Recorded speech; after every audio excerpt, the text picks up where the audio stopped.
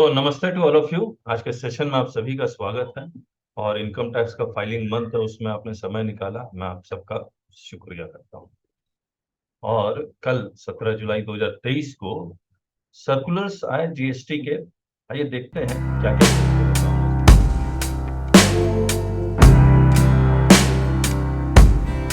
Circular हमने इसको पूरी कल रात में पूरा पढ़ा है, और जितना हमने समझा है उसको हम लोग लाइन बाय लाइन डिस्कशन करके उसको आपको समझाएंगे। लेकिन आगे बढ़ने से पहले हम लोग अपनी एक वेबसाइट है taxbykk.com, इसको जरूर से विजिट कीजिए। इसमें जब भी कुछ लेटेस्ट आता है तो हम लोग उसको अपलोड कर देते हैं, और जो ओरिजिनल होता है उसी में हमने ये सब इस तरह से नोटिंग कर देते हैं, ताकि आप ओरिजिनल भी पढ़ पाएं और जो हमने पॉइंट्स लिखे हैं उसको भी आप ठीक ढंग से एनालिसिस कर पाए।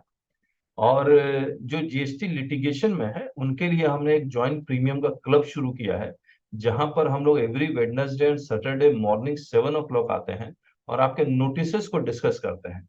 उसमें क्या एक्शन लेंगे, उस नोटिसेस में क्या रिप्लाई होना चाहिए, कौन से ग्राउंड्स ऑफ अपील होना चाहिए, लॉ क्या कहता है, ये सब तमाम बातें बहुत डिटेल में डिस्कस करते हैं। तो अगर किसी को ज्वाइन करना है तो ये बहुत ही रीजनेबल फीस में इसमें हमने रखा है, और इसमें बहुत सारे मेंबर्स ऑलरेडी ज्वाइन किए हुए हैं, तो जो आपको नजर भी आ रहे हैं, तो आप इसको जरूर से ज्वाइन कीजिए। और आपको लगता है कि इसमें हम लोग कैसे डिस्कस करते हैं, तो ऑब्वियसली ये 2 वीडियो हमने डाले हुए हैं, क्योंकि कॉन्फिडेंशियल है, आपके पर्सनल नोटिस के होते हैं जो सब्जुडिस है, तो इसीलिए पूरा वीडियो नहीं डालते। लेकिन जिन्होंने भी ज्वाइन किया उनको बहुत फायदा हो रहा है। आप यूं समझ लीजिए कि एक law firm, online law firm खुल गया है, जहां पर आपके नोटिस आए, ये तमाम मेंबर्स साथ में ज्वाइन करते हैं, फिर आपस में ये हम लोग डिस्कस करते हैं आपके नोटिस को, तो ऑब्वियसली एक बहुत अच्छा रिजल्ट आता है उसके कारण। इसके बाद शॉप में रिकॉर्डेड कोर्सेज, लाइव कोर्सेज 1 जुलाई 2024 से हम लोग पूरा जीएसटी लाइव कोर्स शुरू करने वाले हैं। किताबें हैं, जीएसटी एक्सेल टूल है, कभी कभी छूट जाता है ये बताना, लेकिन पूरे इंडिया में हम ही लोग हैं जिन्होंने रूल 42 43 का एक एक्सेल टूल बनाया हुआ, और ओनली ₹199 का। तो 42 43 में आपको रिवर्सल कैलकुलेट करना, तो इस शीट में आप कर सकते हैं। सिंपल फिगर्स एंट्री करनी होती है, बाकी फॉर्मूला इसमें लिखा हुआ है। अब हम लोग आते हैं, अच्छा, और जीएसटी रिसोर्सेज में एक प्रो है यानी कि ई बुक है, और एक फ्री है। और फ्री में जाएंगे तो आपको जीएसटी सर्कुलर जो हम लोग आज डिस्कस कर रहे हैं वो आप डाउनलोड कर सकते हैं। मैं क्या करता हूँ, जीएसटी लेटेस्ट और ये सर्कुलर्स, इसका लिंक मैं आपको भेज देता हूँ। तो ये सर्कुलर है इशूड इन 2023, इसको हमने आपको लिंक सॉरी चैट बॉक्स में भेज देता हूँ, अगर किसी को डाउनलोड करना है तो वो डाउनलोड कर सकता है। चलिए, इसके बाद अब हम लोग सीधे सर्कुलर पे आते हैं बिना टाइम वेस्ट किए हुए। पहला सर्कुलर नंबर 192/04/2023 17 जुलाई 2023 का है। और इसमें देखिए ये क्या क्या कह रहा है कि जो इंटरेस्ट है सेक्शन 50 सबसेक्शन 3 का, और ये क्या है, availed and utilised input tax credit, यानी कि आपने ज्यादा क्रेडिट अवेल किया और उसको यूटिलाइज भी कर लिया, तभी 50 सबसेक्शन 3 में होगा। यानी कि इलेक्ट्रॉनिक क्रेडिट लेजर बैलेंस में अगर आपके पास क्रेडिट ऑलरेडी पड़ा हुआ है तो उस पर इंटरेस्ट नहीं लगेगा। तो ये बेसिकली 50 सबसेक्शन 3 है। रूल 88 भी उससे रिलेटेड है। लेकिन इसमें कह क्या रहा है, मान लीजिए आपने रॉन्गली यूटिलाइज आईजीएसटी किया हुआ है, रॉन्गली यूटिलाइज आईजीएसटी किया हुआ है, तो अब जब इलेक्ट्रॉनिक क्रेडिट लेजर बैलेंस देखेंगे तो सिर्फ आईजीएसटी का देखेंगे या कंसोलिडेटेड देखेंगे, IGST plus CGST plus SGST, compensation cess नहीं, सिर्फ ये बात, यही दो को मिलाना है, सी प्लस एस को आई के साथ। यही दोनों को इसलिए मिलाना है क्योंकि ये सी और एस ये दोनों आईजीएसटी के साथ एडजस्ट हो सकते हैं। तो ये सर्कुलर भी यही कहता है कि अगर आपको आईजीएसटी का wrongly availed and wrongly utilise देखना है तो कंसोलिडेटेड आईटीसी देखना है, आई सी और एस का। लेकिन अगर सीजीएसटी का आपने wrongly availed and utilise check करना है, तब कंसोलिडेशन किसका देखना है ये सर्कुलर में लिखा हुआ नहीं है, लेकिन हम लोग ये मानते हैं कि फिर आपको कंसोलिडेशन आई और सी का देखना है, एस का नहीं देखना, क्योंकि एस सी के साथ एडजस्ट नहीं हो सकता। सिमिलरली अगर एस का रॉन्गली यूटिलाइजेशन है तो फिर आई और एस का देखेंगे। एक बार पढ़ लेते हैं ये है क्या। In the cases where IGST credit has been wrongly availed by a registered person, clarification is being sought as to whether such wrongly availed IGST credit would be considered to have been utilized for the purpose of charging interest under subsection 3 of 50. Read with this. In cases where though the available balance of IGST credit in the electronic credit ledger of the said registered person falls below the amount of such wrongly availed IGST credit. अब मैं आपको example देता हूँ. IGST wrongly availed 100 है. IGST available in electronic credit ledger is 80. तो IGST wrongly utilized कितना हो जाएगा? 20 हो जाएगा अगर आप सिर्फ IGST देखते हैं. लेकिन अगर आप इसमें CGST और SGST का भी बैलेंस जोड़ देते हैं तो इलेक्ट्रॉनिक बैलेंस ऑफ CGST कितना है? 10. इलेक्ट्रॉनिक बैलेंस ऑफ SGST कितना है? 10. तो ये 80 प्लस 10 प्लस 10 तो IGST रॉन्गली यूटिलाइज हो जाएगा 0. अब फिर से पढ़ रहा हूं. इन केसेस वेयर दो the available balance of IGST credit in electronic credit ledger of the set falls below the amount of such wrongly availed IGST credit. ये जो बैलेंस है ये 100 से कम हो जा रहा है, लेकिन the total balance of input tax credit in the electronic credit ledger of the registered person under the heads of I, C and S taken together remains more than such wrongly availed IGST credit. अगर मैं इनको भी मिला देता हूं तो at all times till the time of reversal of the said wrongly availed IGST credit. Issue has been examined and to ensure uniformity in the implementation वगैरह वगैरह. इसमें देखिए in the cases of wrong availment of IGST credit by a registered person and reversal thereof for the calculation of interest under Rule 88B, whether the balance of input tax credit available in the electronic credit ledger under the head IGST only needs to be considered, or total ITC available in the electronic credit ledger under the heads of I, C and S taken together has to be considered. तो इन्होंने obviously explanation दे भी दिया. Since the amount of ITC available in electronic credit ledger under any of the heads of I, C and S can be utilized for payment of liability of IGST, it is the total input tax credit available in the electronic credit ledger under the heads of I, C and S taken together that has to be considered for calculation of interest under Rule 88B of CGST rules, and for determining as to whether the balance in electronic credit ledger has fallen below the amount of wrongly availed input tax credit of IGST, and to what extent balance in electronic credit has fallen below the said amount of wrongly availed credit. Thus, in cases where the IGST credit has been wrongly availed and subsequently reversed on a certain date, there will not be any interest liability under subsection 3 of 50 if during the time period starting from such availment and up to such reversal, the balance of input tax credit in the electronic credit ledger under the heads of I, C and S taken together has never fallen below the amount of such wrongly availed ITC. Even if available balance of IGST credit in electronic credit ledger individually falls below the amount of such wrongly availed IGST credit. However, when the balance of ITC under the heads of I, C and S of electronic credit ledger taken together falls below such wrongly availed amount of IGST credit, then it will amount to the utilization of such wrongly availed IGST credit, and the extent of utilization will be the extent. अब मतलब difference हो जाएगा, extent to which the total balance in the electronic credit ledger under the heads of I, C and S taken together falls below the amount of wrongly availed IGST credit and will attract interest in this. अब compensation cess के बारे में बोल दिया कि compensation cess का अगर interest calculate करना है तो उसको अलोन उसके साथ किसी के साथ एडजस्ट नहीं करेंगे. सरवानी जी अभी हम लोग बात करेंगे आपसे. Whether the credit of compensation cess available in electronic credit ledger shall be taken into account while considering the balance of electronic credit ledger for the purpose of calculation of interest as per proviso this. Thus, the credit of compensation cess cannot be utilized for payment of any tax under C, S or I and or reversal of credit under the said heads. Accordingly, credit of compensation cess available in electronic credit ledger cannot be taken into account while considering the balance of electronic credit ledger for the purpose of calculation of interest in respect of wrongly availed and utilized I, C and S credit. तो cess का cess consolidate नहीं होगा. अब आपको किसी को भी कुछ ऐड करना तो प्लीज ऐड कीजिए, फिर हम लोग आगे बढ़ेंगे.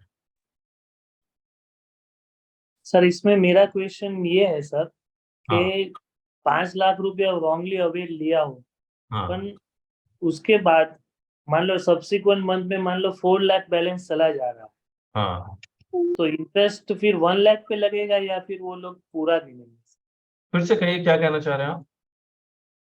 5 लाख रुपया रॉन्गली अवेल क्रेडिट मैंने लिया था. 6 महीने बाद मुझे पता चला कि भाई ये क्रेडिट मुझे रिवर्स करनी है. तो 2 महीने तक तो बैलेंस मेरा 5 लाख से अबव था. ठीक है. तीसरे महीने में मेरी 4 लाख रुपया इलेक्ट्रॉनिक क्रेडिट लेजर में हो गया. फिर 5th और 6th मंथ में फिर वापिस 5 लाख से ज्यादा हो गया. ओके. देखिए केस है जो हमने अभी इसके लड़ भी रहे हैं इस केस को। इसमें पार्टी ने क्या किया, 2,52,00,000 का, सॉरी 2 करोड़ सर। लाख का रॉन्गली अवेल्ड आईटीसी था। और सर हेलो सर, हाँ हाँ कहिए कहिए। Can I ask you sir or after? Just a minute, मैं एक बार let me explain this. Yes yes definitely.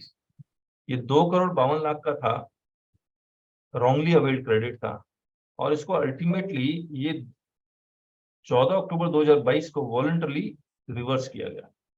अब आपको क्या करना होगा, जब आपने रॉन्गली अवेल्ड किया और जब आपने इसको रिवर्स किया यहाँ पर करीब करीब 18 और 4 साल बाद, तो हम लोग क्या कर रहे हैं, हर महीने ये चेक कर रहे हैं कि कितना आपके पास बैलेंस अवेलेबल था। तो आपके पास बैलेंस अवेलेबल था 3,51,00,000, और अवेल्ड कितना था, इतना। तो इन दोनों में डिफरेंस देखेंगे। अगर ये बैलेंस इस 2,52,00,000 से है तो रॉन्गली यूटिलाइज नहीं हो सकता। तो जब जब ये 2,52,00,000 से ऊपर रहा, तब तक हमने रॉन्गली यूटिलाइज 0 कर दिया। लेकिन जैसे ही कम हुआ तो फिर ये 2,52,00,000 माइनस 2 करोड़ इतना, ये आपका क्या हो गया, रॉन्गली यूटिलाइज हो गया। और इसमें एक महीने का इंटरेस्ट 18% इंटू 1/12। उसी तरह से हर महीने हम लोग चेक करते रहे, कम होता गया और ये बढ़ा। अब देखिए यहाँ पर ये 2 था, फिर 3 हुआ, फिर 360 हुआ, 360, 380, 43 बढ़ा, फिर ये कम हो गया क्योंकि क्रेडिट और आ गया होगा। तो आपको हर महीने ये आपको चेक करना होगा और ऐसे ही कैलकुलेट होगा। यस। और हाँ, डिपार्टमेंट क्या कहता है, डिपार्टमेंट कहता है कि नहीं नहीं नहीं हम लोग ग्रॉस पे लेंगे, तो डिपार्टमेंट कुछ भी कह सकता है, उससे कोई फर्क नहीं पड़ता। तो मैं ये कहना चाह रहा था, अगर एक बार मेरा बैलेंस 0 हो गया क्रेडिट लेजर में, उसके बाद चाहे एक्युमुलेट हो गया, तो उसी से तो सर इंटरेस्ट सिर्फ पूरे पर ही जाएगा। जब एक बार बीच में 0 हो गया तो नहीं, मतलब दोबारा रीबिल्ड उस महीने पूरे पे देके फिर रीबिल्ड होगा, फिर कम कर लो। यस यस, यही लॉ है। ओके, डिपार्टमेंट नहीं मान रहा है। मेरी अंडरस्टैंडिंग ये थी कि सर जिस दिन 0 हो गया ना, फिर आपका इंटरेस्ट पूरा चालू हो गया। नहीं नहीं, आप रूल 88 भी पढ़िए फिर, circular number 193, clarification to deal with difference in ITC available in 3B as compared to that detail in 2A for the period 19 से 31 दिसंबर 2021। अब देखिए 17, 18 और 18, 19 में वो they came out with circular circular number 183, जिन्होंने कहा कि अगर 5 लाख से ऊपर है तो चार्टर्ड अकाउंटेंट का सर्टिफिकेट दे दीजिए कि supplier has paid your taxes. अगर 5 लाख से नीचे है then also give a declaration that supplier has paid your taxes. Basically section 16 subsection 2 clause C के कंडीशन को सेटिस्फाई कर रहा है या नहीं कर रहा है। इसके बाद 18-19 की बात, 17-18, 18-19 के बाद 19-20, 20-21 की भी बात उठने लगी। इन्होंने इस सर्कुलर में क्या किया, बोला कि 9 अक्टूबर 2019 को रूल 36(4) आया था, जहां पर कुछ पीरियड के लिए आप एक्स्ट्रा 20% क्रेडिट ले सकते थे, फिर एक्स्ट्रा 10%, एक्स्ट्रा 5%, यही तो था। फिर 1 जनवरी 2022 को क्लॉज डबल लेके आए, बोला जितना क्रेडिट आपको 2B में नजर आ रहा है उतना ही ले सकते हैं। अब इन्होंने एक सर्कुलर में काम किया कि 36(4) को ध्यान में रखते हुए उन्होंने कहा कि हम एक आपको क्रेडिट जो देंगे सर्टिफिकेट के बेसिस पे या डिक्लेरेशन के बेसिस पे, वो 36(4) के कैलकुलेशन से ज्यादा का क्रेडिट हम आपको नहीं देंगे। मान लीजिए अप्रैल महीने में 2A में 100 आ रहा था, 3B के अप्रैल महीने में 125 लिया, मई महीने में 100 आ रहा था, 3B में आपने 105 लिया, जून में 100 आ रहा था, यहाँ 108 लिया, और इस पीरियड में मान लीजिए 10% चल रहा है। अब मंथली कैलकुलेट करेंगे या कंसोलिडेटेड कैलकुलेट करेंगे, पहला सवाल तो ये है। तो उन्होंने रूल 36(4) में कुछ प्रोवाइजो इंसर्ट किया था, बोला कुछ महीनों के लिए हम कंसोलिडेटेड कैलकुलेट करेंगे। तो हमने क्या किया, अप्रैल में जून को मिला के टोटल कितना आ रहा है 300, 3B में टोटल कितना आ रहा है 338, आप एक्स्ट्रा कितना ले सकते हैं 10% ले सकते हैं, यानी कि सिर्फ 330। 8 रुपए का आप भले सप्लायर से क्रेडिट डिक्लेरेशन दे दे या चार्टर्ड अकाउंट का सर्टिफिकेट दे दे, उसका क्रेडिट हम आपको नहीं देंगे। The calculation not on monthly basis but cumulatively only ₹30 can be allowed on the basis of certificate. Balance ₹8 can be fought on the basis of section 16. और ये कैसे आप इसमें अपील में जा सकते हैं कि 36(4) जब आया था उसका सब्सटैंटिव प्रोविजन नहीं था, यानी कि 16 subsection 2 clause double A type का कोई लॉ एक्ट में नहीं लिखा हुआ था तो आप 36(4) को चैलेंज करेंगे, इट ओवरराइड्स द लॉ, तब जाके आपको, और वो ऑब्वियसली हाई कोर्ट या ट्रिब्यूनल में जाएगा, क्वेश्चन ऑफ लॉ का मामला है, तब जाके आपको बेनिफिट मिलेगा। लेकिन मैं आपको सबको यही कहता हूं, if you don't fight you will lose the right. तो फाइट करना बहुत जरूरी है। तो अगर अच्छा खासा अमाउंट है और आपको क्रेडिट चाहिए, यू शुड फाइट। ये देखिए, how to claim balance credit, challenge applicability of rule 36 sub rule 4 on the basis that substantive provision was not in. Consider a case where the total amount of ITC available in 2A is 3 lakh, where the amount of ITC available in 3B by the said registered person was ₹5 lakh. आपने extra कितना लिया? 5 लाख लिया, 2 लाख लिया, और इस period में आपको 20% आप एक्स्ट्रा ले सकते थे। तो आप इसका 3 लाख का 20% कितना होगा? 60,000। तो आपको 60,000 का आप सर्टिफिकेट दे दीजिए, बाकी अमाउंट आप भूल जाइए। In the above case, the ITC of 140 which has been availed in excess of 360 shall not be admissible as per this, as applicable during the said period, even if the requisite certificate as prescribed in circular is submitted by the registered person. Therefore, ITC availed in 3B in excess of that available in 2A up to an amount of 60,000 only can be allowed subject to the production of requisite certificate as per circular number 10. अब इस तरीका क्या होगा? मान लीजिए आपको कोई notice आ जाता है कि 19-20 का या 20-21 का आपको क्रेडिट नहीं देंगे, आपने सर्टिफिकेट प्रोड्यूस कीजिए, बाकी में वो ऑर्डर पास करेगा, ऑर्डर का अगेंस्ट आप अपील में जाइए और then you can challenge it. किसी को कुछ ऐड करना तो कीजिए। ये सर्कुलर फाइनेंशियल ईयर 17-18 से एप्लीकेबल है, दोनों सर्कुलर को मिला दे, ठीक है। पूछ रहा 17, 18, 18, 19 में तो 36(4) नहीं था ना। 36(4) आया कब? 9 अक्टूबर 2019 को। तो 9 अक्टूबर 2019 से पहले का क्रेडिट, यानी कि अक्टूबर मंथ के पहले, अक्टूबर महीने या उसके बाद के क्रेडिट में 36(4) के बेसिस पर मिलेगा। ये देखिए, since rule 36(4) came into effect from this only, the guidelines provided by circular shall be applicable in toto for period 1 अप्रैल 2019 से 8 अक्टूबर 2019। तो इस पीरियड का अगर आपको कोई क्रेडिट है तो आप मान लीजिए 2A में 2 लाख आ रहा है, आपने 3B में 6 लाख क्लेम किया है, तो 4 लाख का सर्टिफिकेट दे देंगे तो आपको मिल जाएगा क्रेडिट। लेकिन 8 अक्टूबर 2019 के बाद का 36(4) आने के बाद है, तो 20%, 10% और 5% का कॉन्सेप्ट लगेगा। That is from 8 October 2019. 9 अक्टूबर 9. और 31 दिसंबर 2019 तक क्यों? सॉरी, इस पीरियड में 20% आप एक्स्ट्रा ले सकते थे, सब लिखा हुआ है इसमें। और फिर 3 महीने के लिए 10% आ गया था। तो हाँ, 1 जनवरी 2020 से 31 दिसंबर 2020 तक ये कितना आया था?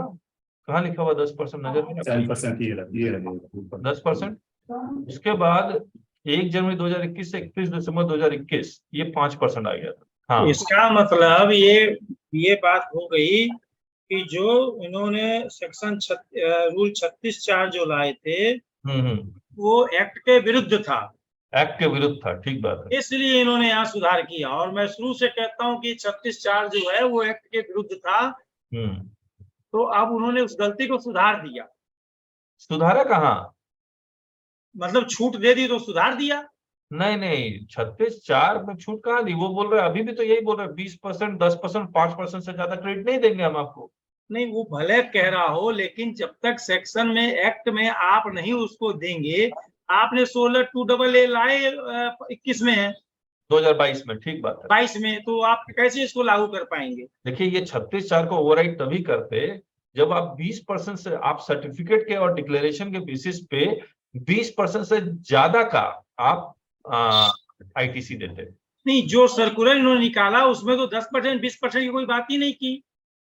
किया है ना, ये नॉट 183 किया तो है, 5%, 10%। नहीं, 183 सर्कुलर की बात कह रहा हूँ। 183 में तो सर 36(4) था नहीं ना, 17, 18 और 18, 19 में। हाँ, वही मैं कह रहा हूँ। 183 तो अब 19, 20, 20, 21 में भले जोड़ दिए हों, लेकिन B2C में डिक्लेयर है तो मानना पड़ेगा उनको। देखिए, मैं तो इतना मानता हूं कि क्रेडिट आपको सेक्शन 16 सब 2 के अकॉर्डिंग मिलना चाहिए। और सेक्शन 16 सब 2 ये कहता है कि अगर supplier has paid your taxes, yes, तो आपको क्रेडिट मिलना चाहिए। बिल्कुल, चाहे वो DRC 03 से करे या 3B से करे। DRC 03 से भी तो पेमेंट कर रहा है, रिकवरी हो। हाँ, बिल्कुल। उसके बावजूद मना करने का कोई मतलब नहीं बनता है। तो उनको पूरा का पूरा डिक्लेरेशन 100% का मानना चाहिए। अब देखिए बिल्कुल। कोई ना कोई तो चैलेंज कर ही डालेगा। सर इसमें मेरा ये कहना है सर कि जब 1 अक्टूबर 2019 के बाद से ये लोग 36(4) वाला रूल्स लाए थे, जिसमें 20%, 10%, 5% गवर्नमेंट ही बोल रही थी कि आप 3B में क्लेम कर सकते हो, तो फिर उसका सीए सर्टिफिकेट का लेना देना क्या है सर? वो ही बोल रहे हैं एक बार कि आप उतना क्लेम कर सकते हो। बहुत अच्छा पॉइंट है। जब गवर्नमेंट खुद ही बोल रही थी 20%, लेकिन क्या कर रहे हैं डिपार्टमेंट, क्या कर रहा है, बोला 20% को भी चैलेंज कर रहा है, बोला 20% भी हम अलाउ नहीं करेंगे जब तक आप ये इंश्योर नहीं करता कि सप्लायर ने टैक्स पे किया है नहीं किया। तो उसी टाइम पे बोल देते हैं कि भाई सीए सर्टिफिकेट के बिना नहीं चले, पीछे से तो कोई भी डॉक्यूमेंटेशन नहीं देगा। यस, एकदम बहुत ही वैलिड पॉइंट आपने कहा। जब आप गवर्नमेंट खुद ही कह रही थी कि 20% आप एक्स्ट्रा ले सकते हैं, भैया 20% से एक्स्ट्रा अगर आपने लिया उसके लिए सर्टिफिकेट मांगिए। 20% तक का सर्टिफिकेट मांगने का क्या मतलब बना जब लॉ खुद ही अलाउ कर रहा था? बहुत अच्छा बोला आपने। और किसी को कुछ ऐड करना?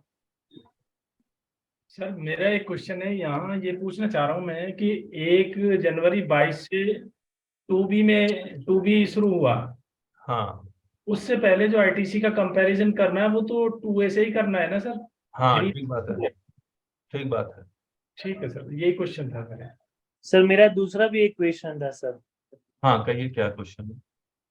सर इसमें सर 19-20 में सर एक प्रैक्टिकल डिफिकल्टी भी क्या थी कि कई लोगों ने मान लो 1 लेट भी फाइल किया हुआ था, तो जिस महीने में मान लो आईटीसी है तो उसकी मैंने क्लेम मान लो उस महीने नहीं किया है, नेक्स्ट मंथ में किया हुआ है, या फिर कई बार ऐसा हुआ है कि भाई कोई किसी ने मिस्टेक कर दी है, जीएसटीआर 3B रिटर्न नील फाइल कर दिया है, तो दूसरे महीने की अर्लियर पीरियड की जो क्रेडिट है वो इस महीने ली होगी, तो वो डिपार्टमेंट को वो भी कंसीडर करना होगा। हाँ ठीक बात, ठीक बात। चलिए, एडवोकेट श्रीनिवास राव जी, प्लीज बताइए क्या कहना चाह रहे हैं आप? सर नमस्कार। नमस्ते, नमस्ते, बताइए।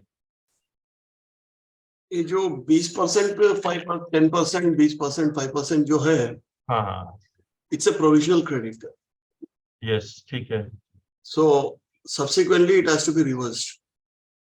Okay. People have taken it for granted that it is allowed.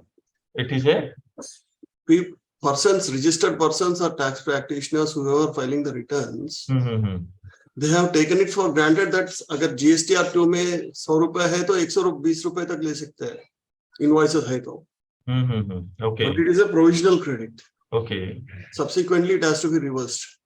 If a supplier has not paid the taxes. If the supplier has not paid the tax. It is for every, not for all the things, for all the things. 100% credit appearing in 2A is subjected to clause C. हाँ sir, ji, see, if you have 10 invoices and 10 invoices are appearing, you cannot take more than that. Whatever the invoice values you have, tax component in the invoices, GST component, you cannot go beyond that. And but in the given circumstances, all the suppliers are not filing the returns properly. Okay. So it has been given as a relaxation that, ठीक है, अगर if you are having 80 rupees in your GSTR 2A, you can go up to 25% of it. उसमें 20%, 20 रुपए मिला के 100 रुपए ले सकते बोले। राव साहब एक बात बताइए, तो this is applicable for double clause A also 2B? Department can deny 100% credit which I have taken on the basis of 2B? नहीं, not on that. Why? सुनिए, 2B में फिर से रिपीट कीजिए एक बार क्वेश्चन। मैं ये कह रहा हूँ कि 2B में 100 रुपए आया, हाँ, तो डिपार्टमेंट हमेशा उसको पूरे 2B के 100 रुपए क्रेडिट को डिनाई कर सकता है कि बोला कि सर ये तो प्रोविजनल क्रेडिट है, क्लॉज सी के कंडीशन को तो सेटिस्फाई नहीं कर रहा है। वो डिनाई नहीं कर सकता है। क्यों नहीं कर सकता? क्यों करेगा? पूरा सब्जेक्ट टू योर कंडीशंस 17(5) या प्रॉफिट क्रेडिट। नहीं, क्लॉज सी के कंडीशन को कैसे सेटिस्फाई करेगा? 2B में आने का मतलब मैं 3B फाइल नहीं किया तो मुझे तो डिनाई कर देगा वो। वो तो अभी there is no control, proper control तो नहीं है रिसिपिएंट के लिए। ठीक है, ठीक है, एग्रीड। तो मतलब कहने का मतलब ये कि राव साहब कह रहे हैं कि प्रोविजनल क्रेडिट है, इसलिए not taken for granted, department has every right to reverse it. And फिर तो मतलब what the government wants that the recipient should control the supplier, that is not possible. तो और किसी को कुछ कहना हो? राव साहब से पॉइंट से एग्री कर रहे हो तो अच्छी बात है, नहीं कर रहे हैं तो बता दीजिए। सर मेरे हिसाब से जो 20% 10% प्रोविजनल दिया था, ये उस केस के लिए था कि अगर कोई फाइल नहीं करता है टाइमली और आपके 2A में अपीयर नहीं होता, तो आपके पास इनवॉइस है, आप 20% एक्स्ट्रा ले सकते हैं। बट ये उस पर्पज के लिए नहीं था कि मेरा आईटीसी तो 100 रुपए है और मैं 120 क्लेम कर लूं। मतलब ये सर्कुलर किसी भी पॉइंट को, एक क्रेडिट लेने के पॉइंट को सेटल नहीं कर रहा है। Everything is now unsettled by issuance of this circular. So what I will suggest to everyone, for your client, if the department is denying credit for this period, circular number 194, 17 July 2023, TCS liability under section 52 of SGST Act in case of multiple e-commerce operator in one transaction.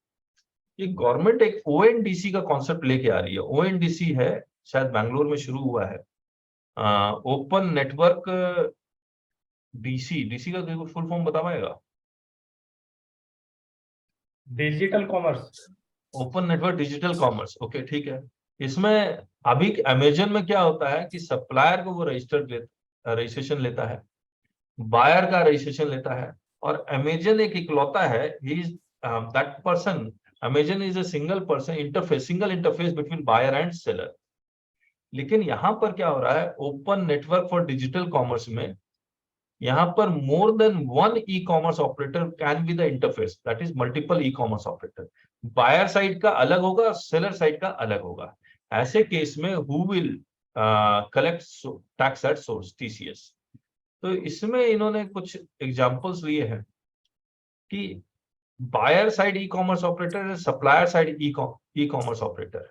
अब देखिए, in a situation where multiple e-commerce are involved in a single transaction of supply of goods or services or both through e-commerce platform, and where the supplier side e-commerce himself is not the supplier in the said company, who is liable for compliance under section 52? तो मान लीजिए buyer ने कुछ order place किया, तो पैसा कौन collect करेगा? बायर कलेक्ट कर लेगा, और बायर फिर इस पैसे को किसको दे देगा? सप्लायर को दे देगा, और फिर सप्लायर सप्लाई करेगा। तो इसमें TCS कलेक्ट करने की लायबिलिटी सप्लायर की होगी। In such a situation where multiple e-commerce are involved in a single transaction of supply of goods or services or both through e-commerce platform, and where the supplier side e-commerce operator himself is not the supplier of the said goods or services, the compliance under section 52 of including collection is to be done by the supplier side e-commerce operator, who finally releases the payment to the supplier for a particular supply made by the said supplier through him. Buyer side e-commerce operator, ये बंदा collects payment from the buyer, deducts its fees, commission, remits the balance to the seller side e-commerce operator. Here the seller side e-commerce operator will release the payment to the supplier, इसको payment करेगा, after deduction of his fees, commission, therefore will also be required to collect TCS as applicable and pay the same to the government in accordance with section 52, and also make other compliances under section 52. अब यहाँ पर क्या हो रहा है? In a situation where multiple e-commerce operators are involved in a single transaction of supply of goods or services both through e-commerce platform, and supplier side e-commerce operator is himself the supplier of the said supply, who is liable to, मतलब ये जो supplier है यही goods भी supply करेगा, तब कैसे होगा? तो again buyer will collect the payment, and buyer will collect the payment, buyer will apply section 52. In such a situation, TCS is to be collected by the buyer side e-commerce operator while making payment to the supplier for a particular supply made through it. Buyer side e-commerce operator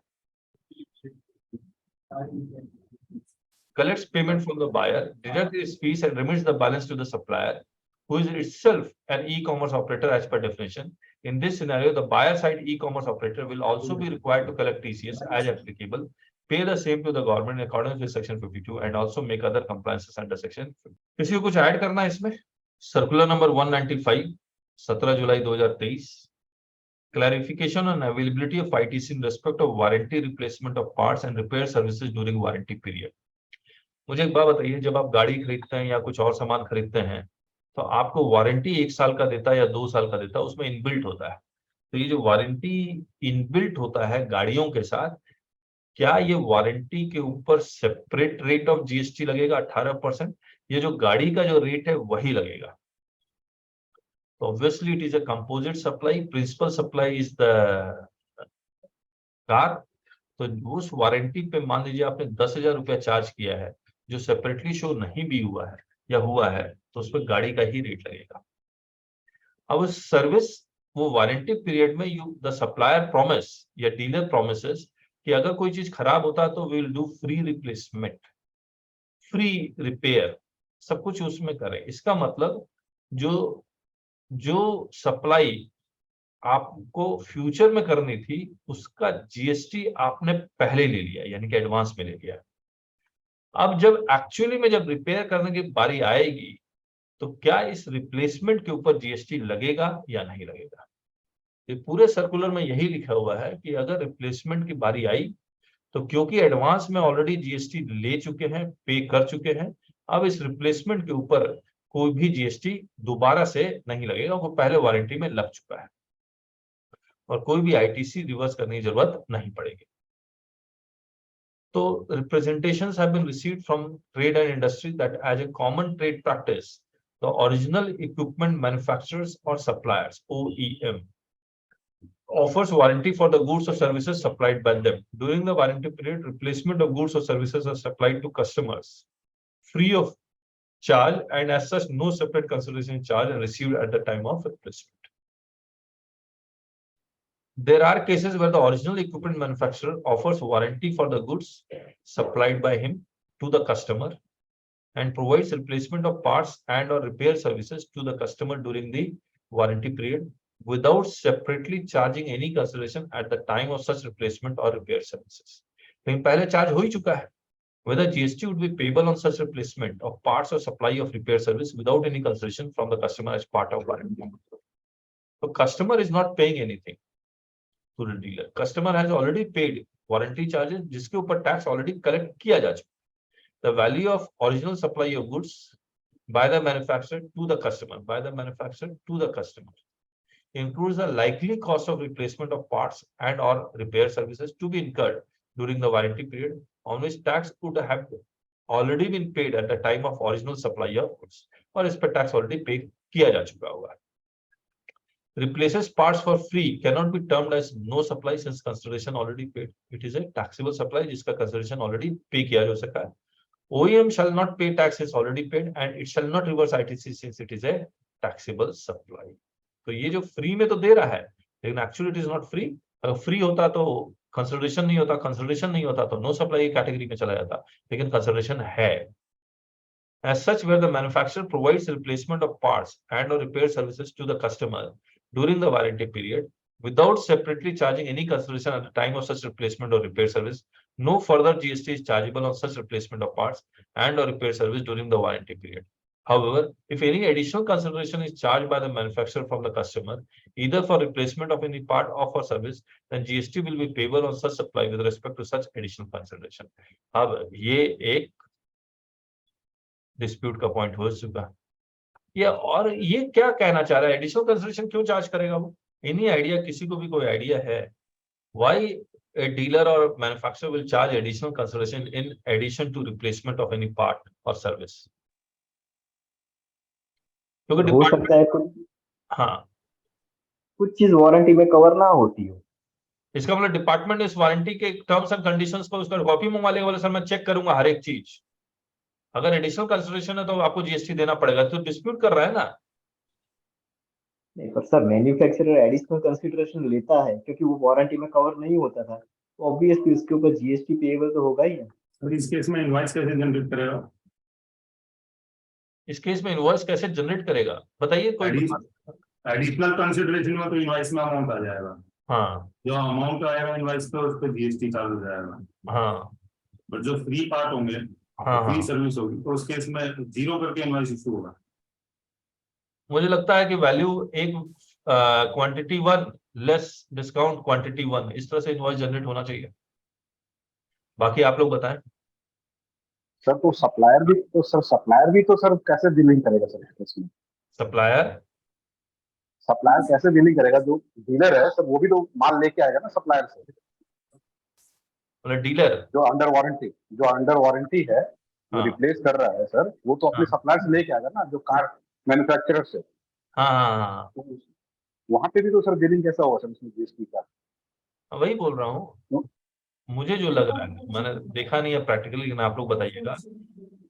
quantity sir 1 ये less discount quantity 1, इस तरह से OEM dealer को billing करेगा, dealer customer को billing करेगा।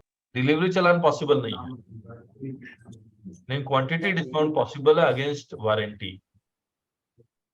ये case में अगर मैन्युफैक्चरर अगर एक्सपेंसेस बेयर करता है तो डीलर मैन्युफैक्चरर को इनवॉइस रेज कर सकता है पार्ट्स के लिए, क्या क्या manufacturer ultimately cost is borne by manufacturer. ये केस में अगर तो डीलर मैन्युफैक्चरर को इनवॉइस रेज करेगा जो उसने पार्ट्स बदले कस्टमर के। सर उस चीज में और भी एक चीज है ना सर, तो रिप्लेसमेंट में वो मटेरियल वापस जाता है मैन्युफैक्चरर के पास में, देन वापस दूसरा मटेरियल बन के आता है। यस, तो ऐसा उस भी केस में सर तो वापस तो डिलीवरी चालान के थ्रू जा ही सकता है ना। तो सर वे भी अगर इन्वॉल्व आएगा ना सर उसमें, तो फिर वैल्यू तो डिक्लेयर करना पड़ेगा ना उसमें, जब वैल्यू आ गया तो जीएसटी आएगा ना सर। कैसे करते हैं, कोई इंडस्ट्री में है इस इंडस्ट्री? सर इसमें डिफेक्टिव पार्ट्स जो भी होते हैं जब अंडर वारंटी रिप्लेस हो जाते हैं उसको डीलर वापस मैन्युफैक्चरर को बिल कर देता है। ठीक है, ये इनवॉइस कैसे रेज हो रहा होगा? ओईएम डीलर को कैसे इनवॉइस रेज कर रहा होगा, जबकि ओईएम उसको फ्री में दे रहा है डीलर को, डीलर कस्टमर को फ्री में दे रहा है। नहीं सर, फ्री में नहीं देता सर, इसके अंदर जो प्रोसीजर होता है वो तो प्रॉपर बिलिंग करता है। जैसे फर्स्ट टाइम जो दे दिया, जब जितने पार्ट रिप्लेस में हो जाएंगे, जितनी भी पार्ट है उसकी वापस जब बिलिंग वो करेगा, वापस ओईएम को जो डीलर करेगा उसके अगेंस्ट में वो क्रेडिट नोट दे देगा या फ्री पार्ट दे देगा। क्रेडिट नोट देंगे तो फाइल को वो जीएसटी पोर्टल पे खुलना पड़ेगा ना सर। आवाज ठीक आ रही है आप लोग को? जी सर, क्लियर है। ठीक, हाँ सर आपकी आवाज क्लियर है सर। इसमें मेरे हिसाब से यस प्लीज। हाँ सर, इस केस में मैं एक डीलर को डील कर रहा हूँ सर इसमें। वो मैन्युफैक्चर क्या करता है सर कि just out of the invoice normally credit note भेज देता है। क्रेडिट नोट का करता है तो हाँ, बट इसके बाद लेकिन सर वो बिलिंग यहाँ से जो मटेरियल जा रहा है वो भी आउट ऑफ सिनेरियो है, मतलब इसके अंदर कुछ बिलिंग वगैरह कुछ भी नहीं है, वो मतलब स्टैंडर्डाइजेशन में नहीं है सर। प्रॉब्लम तो है सर ये जीएसटी में यहाँ पे क्या हो रहा है। चलिए, whether in such cases the manufacturer is required to reverse the ITC in respect of such replacement of parts or supply of repair service as part of warranty, in respect of which no additional consideration is charged from the customer. In such case, the value of original supply of goods by the manufacturer to the customer includes the likely cost of replacement of parts or repair services to be incurred during the warranty period. Therefore, these supply cannot be considered an exempt supply, and accordingly, the manufacturer who provides replacement of parts or repair services to the customer during the warranty period is not required to reverse the ITC in respect of the said replacement parts or on the repair services provided. इसका मतलब पूरा का पूरा अगर ये serial number 1 और 2 देखें, customer को फ्री में मिलेगा, कस्टमर से कोई जीएसटी चार्ज नहीं होगा, डीलर को कोई क्रेडिट रिवर्स करने की जरूरत नहीं है, ना ओईएम को कोई क्रेडिट रिवर्स करने की जरूरत है। अब इसका अकाउंटिंग कैसे होगा, इनवॉइसेस कैसे होगा, ये इस पे एक डिस्कशन है। Third, whether GST would be payable on replacement of parts or repair service provided by distributor without any consideration from the customer as part of warranty, तो obviously जो मैन्युफैक्चर कर रहा है वही डिस्ट्रीब्यूटर करेगा। There may be instances where a distributor of a company provides replacement of parts or repair services to the customer as part of the warranty on behalf of the manufacturer and no separate consideration charge. In such cases, तो same है, तो उसको नहीं करते।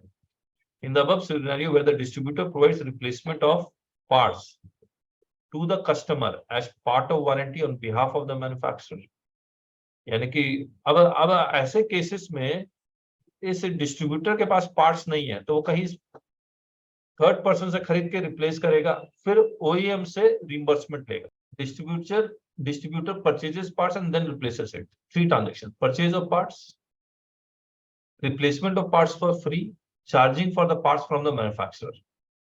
मुझे बता दीजिए, जो परचेज और डिस्ट्रीब्यूटर परचेज कर रहा है पार्ट्स का, उसका क्रेडिट वो क्लेम कर पाएगा? और जब वो पार्ट्स को रिप्लेस कर रहा है को रिप्लेस कर देगा और फिर मैन्युफैक्चरर से जब वो पैसा लेगा तो क्या मैन्युफैक्चरर उसके बदले क्रेडिट ले पाएगा? मैन्युफैक्चरर को बिलिंग करके चार्ज करेगा ना डीलर। हम लोग क्रेडिट ले पाएगा ना? मैन्युफैक्चरर बिल्कुल ले चलिए एक बार पढ़ते हैं. In the above scenario, where the distributor provides replacement of parts to the customer as part of warranty on behalf of the manufacturer, whether any supply involved between the distributor and manufacturer, and whether the distributor would be required to reverse the ITC in respect of such replacement of parts. पढ़ते हैं. There may be cases where the distributor replaces parts to the customer under the warranty either by using his stock or by purchasing from a third party and charges the consideration for the parts so replaced from the manufacturer by issuance of tax invoice for the said supply made by him to the manufacturer. In such a case, GST would be payable by the distributor on the said supply by him to the manufacturer, and the manufacturer would be entitled to avail the ITC of the same, subject to other condition of CGST Act. In such a case, no reversal of ITC by distributor is required in respect of the same. अब देखिए इस condition को section 16 subsection 2 clause B जो है, the goods or services are received, ठीक बात है ना. आज डिस्ट्रीब्यूटर ने पार्ट्स खरीदा और कस्टमर को दे दिया, फिर मैन्युफैक्चरर उसका क्रेडिट क्लेम कर पा रहा है, even though the manufacturer have not received the goods or services. Correct है? Hello, right.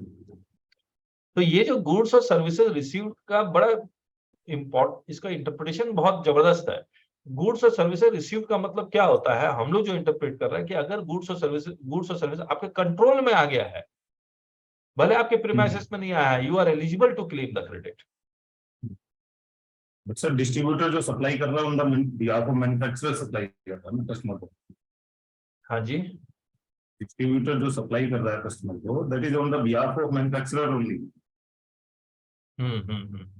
ठीक ठीक. There may be the cases where the distributor raises a requisition to the manufacturer for the parts to be replaced by him under warranty, and the manufacturer then provides the said parts to the distributor for the purpose of such replacement to the customer as parts of warranty. In such a case where the manufacturer is providing such parts to distributor for replacement to the customer during the warranty period without separately charging any consideration at the time of such replacement, no GST is payable on such replacement of parts by the manufacturer. Further, no reversal of ITC required to be made. There may be cases where the distributor replaces the parts to the customer under warranty out of the supply already received by him from the manufacturer, and the manufacturer issues a credit note in respect of the parts so replaced, subject to the provisions of this. Accordingly, the tax liability may be adjusted by the manufacturer, subject to the condition that the said distributor has reversed the ITC availed against the parts. So, इसके पास already अगर parts है, stock में पड़ा हुआ है, yes, तो credit note के basis पे कर रहा है ना. क्रेडिट नोट के बेसिस पे रिवर्स कर देगा. हाँ, क्रेडिट नोट के बेसिस पे मैन्युफैक्चरर आउटपुट टैक्स कम कर रहा है और रिसिपिएंट रिवर्स कर रहा है, आईटीसी रिवर्स कर रहा है. लेकिन अगर उसके पास पार्ट्स मंगवा रहा है मैन्युफैक्चरर से, जो ऊपर वाले केसेस में था, उसके पास पार्ट्स थे नहीं तो वो मंगवाता है, तो उस केस में देयर इज नो बिलिंग. तो इस केस में यहाँ पर बिलिंग कैसे होगी? बिलिंग बिना बिलिंग के तो कैसे हो जाएगी? No consideration is being charged and no billing. Where the distributor provides repair service in addition to replacement of part or otherwise to the customers without any consideration as part of warranty on behalf of the manufacturer, but charges the manufacturer for such repair service either by reissue of tax invoice or a debit note. Whether GST is payable? Yes. In such a scenario, there is a supply of service by the distributor and manufacturer is the recipient of such supply of repair service in accordance with the provisions of this. Our GST would be payable on such provision of service by the distributor to the manufacturer, and the manufacturer would be entitled to avail the ITC of the same subject to the other conditions of CGST. Extended warranty है तो extended warranty अगर composite supply का part है, principal supply का part है, तो principal supply का rate लगेगा, नहीं है तो 18% लगेगा. Taxability of shares held in a subsidiary company by the holding company, तो शेयर्स सिक्योरिटीज ये गुड्स ही नहीं है, जब ना सर्विसेज है, तो ऑब्वियसली इस सिर्फ होल्डिंग के बेसिस पे सप्लाई नहीं है तो इस पे जीएसटी नहीं लगेगा. This implies that the securities held by the holding company in the subsidiary company are neither goods nor services. For the purchase or sale of shares or security in itself is neither a supply of goods nor a supply of service. Clarification on refund related issues. अब देखिए ये important है. अब जो ये master circular आया था 125 number का, 135 नंबर का, इसमें सब जगह उन्होंने 2A लिखा था. जब उस वक्त आया था 31 मार्च 2020 को, 2B आया 1 जनवरी 2022 को. तो अब उन्होंने कहा कि ऐसा है कि जहां जहां 2A लिखा हुआ वहां उसके बदले 2B कर दीजिए. Requirement of the undertaking RFD 0 inserted white circular this. तो एक अंडरटेकिंग का अगेन वो लैंग्वेज चेंज कर रहे हैं, तो इसको भी छोड़ देते हैं. ये manner of calculation of adjusted total turnover under sub rule 4 of 89। अब देखिए आपको एक एक्सपोर्ट टर्नओवर मान लीजिए 100 है, एफओबी वैल्यू 100 है, तो आपको उसको 1.5 टाइम्स ऑफ डोमेस्टिक टर्नओवर के साथ कंपेयर करना पड़ता है। इन्होंने और एक एक्सप्लेनेशन इंसर्ट किया जहां पर उन्होंने कहा कि आप जो इनवॉइस रेज करेंगे शिपिंग बिल के बेसिस पे, उसको भी देखना है आपको। यानी कि आपके पास 3 चीजें हैं, एफओबी वैल्यू 1.5 टाइम्स और टैक्स इनवॉइस जो रेज कर रहा है। इन तीनों में से जो सबसे कम होगा वो एक्सपोर्ट टर्नओवर होगा। वो एक्सपोर्ट टर्नओवर आपको एडजस्टेड टोटल टर्नओवर में ही ऐड करना है। बस इतना ही है। यहां आते हैं, ये इंपॉर्टेंट है। Clarification respect of admissibility of refund where an exporter applies for refund subsequent to the compliance of the provisions of this. Rule 96A ये कहता है कि आपको 3 महीने के अंदर एक्सपोर्ट कर देना चाहिए अगर गुड्स है तो।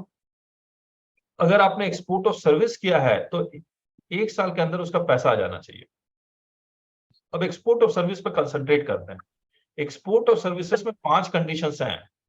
Supplier is in location of supplier is in India, location of recipient and place of supply is outside India, and the payment is received in foreign exchange, जिसके लिए FIRC की सर्टिफिकेट चाहिए आपको, and both the supplier and recipient are actually a distinct person. ये जो चौथा condition है, जो payment should have been received in foreign exchange, ये कंप्लाई कब होगा? मान लीजिए आपको कंप्लाई करने के लिए रूल 96A में लिखा हुआ कि 1 साल के अंदर कंप्लाई होना चाहिए, लेकिन ये कंप्लाई हो रहा है 2 साल बाद, 4 साल बाद, तो डिपार्टमेंट आपसे एक एलयूटी में लिखवा लेता है कि अगर आपने 1 साल के अंदर अंदर पैसा नहीं आया तो ये जो आपने एक्सपोर्ट और सर्विस आप मान रहे थे, इसको हम डोमेस्टिक सप्लाई मानेंगे और उस डोमेस्टिक सप्लाई पे हम आपसे आईजीएसटी इंटरेस्ट के साथ लेंगे। हेलो सर, तो अब आप समझिए इस चीज को, ये क्या कह रहा है कि कन्वर्टिबल फॉरेन एक्सचेंज 1 साल के अंदर नहीं आता है तो 1 साल बाद it will be treated as domestic supply and IGST and interest.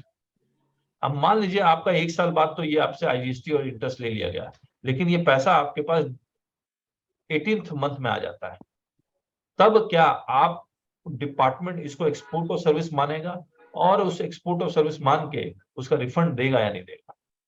ऐसे केस में ये सर्कुलर ये कह रहा है कि अगर 1 साल बाद आपने आईजीएसटी और इंटरेस्ट दे दिया और उसके बाद पैसा आता है तो ये हम आपको रिफंड देंगे by treating this integrated tax and interest as an excess payment of tax, और उस एक्सेस पेमेंट ऑफ टैक्स के बेसिस पे आपको रिफंड क्लेम करना पड़ेगा। हेलो, म्यूट कर लीजिए। अब आइए, the above clarification implies that as long as goods are actually exported, or as the case may be, payment is realized in case of export or service, even if it is beyond the time frame as prescribed, the benefit of zero rated supplies cannot be denied to the concerned exporters.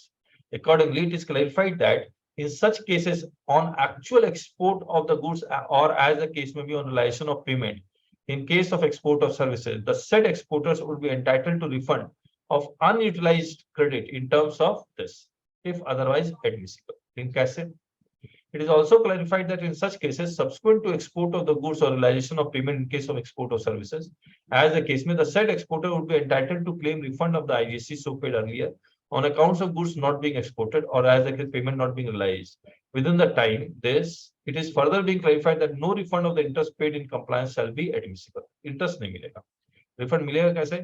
It may further be noted that the refund application, the said scenario may be made under the category of excess payment of tax.